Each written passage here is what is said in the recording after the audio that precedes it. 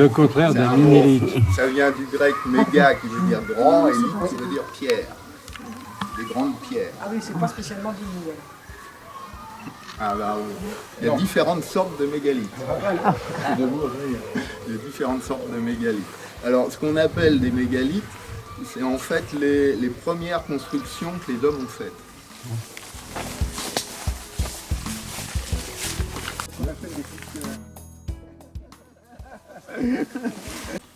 Alors, on a longtemps hésité sur la raison pour laquelle on dressait des pierres.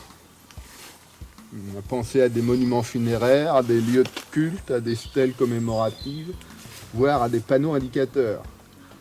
L'imagination est florissante. 13e département de France. Ah oui, quand même. Ah oui. Et si on prend, parce que ça c'est l'Aube, le nord de, l'ouest de l'Aube, le nord de Lyon et le sud de la Seine-et-Marne, en cumulant les trois, on est après la Bretagne et un secteur ici, on est le 3e secteur de France. Ça a servi de bénitier et un replat qui a servi d'hôtel. Et Ça on le sait ou vous l'avez inventé? Ah non, c'est dans les archives.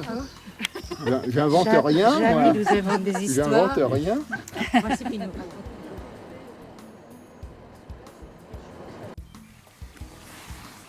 Le dolmen des Blancs-Fossés.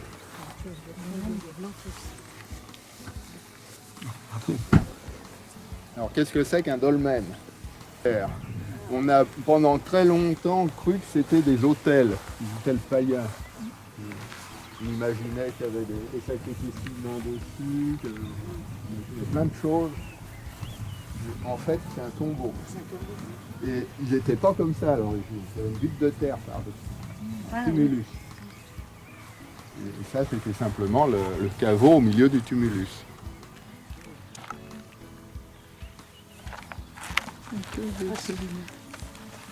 On voulait un autre surprenant. C'est une énorme pierre qui devait être en place avec une partie verticale derrière. Donc on a mis simplement une deuxième pierre verticale. On a la Bretagne pareil, mais on a aussi tout le sud du Massif central. Ouais. Et puis on a la tâche chez nous. C'est nous là, oui. Voilà.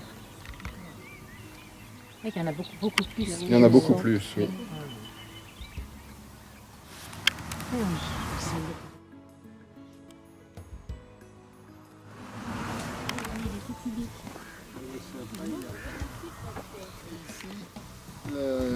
Menhir de la Pierre aux Coques.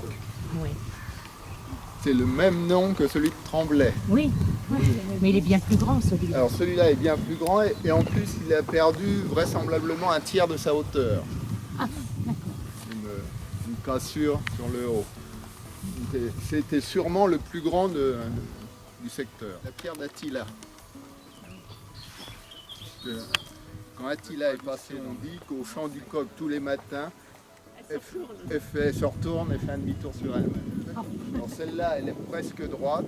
Celle de la Pierre aux Coques à Tremblay est très penchée. Oui. Elle est en train de se retourner.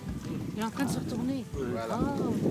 Voilà la Pierre aux Coques qu'on ne verra pas parce qu'elle est dans les blés. Elle est au milieu des champs. Voilà. Vous voyez, elle est en train de se retourner. On y croit. Plus loin là-bas. Mais c'est assimilé à un mégalithe, mais c'est pas un mégalithe.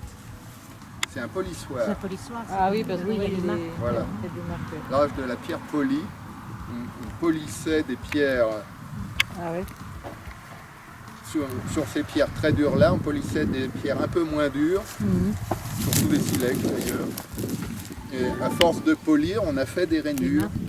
Ah oui, on voit très bien, oui. Voilà.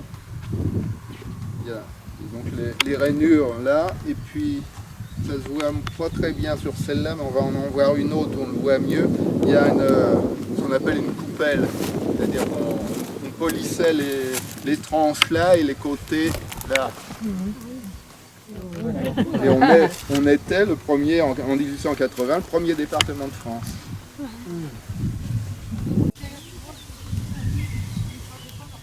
On dirait que ça va pas se faire.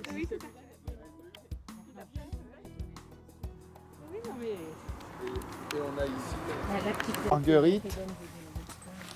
simplement parce que l'endroit où on l'a trouvé, il y avait au 19e siècle un menhir qui s'appelait Pierre la Marguerite.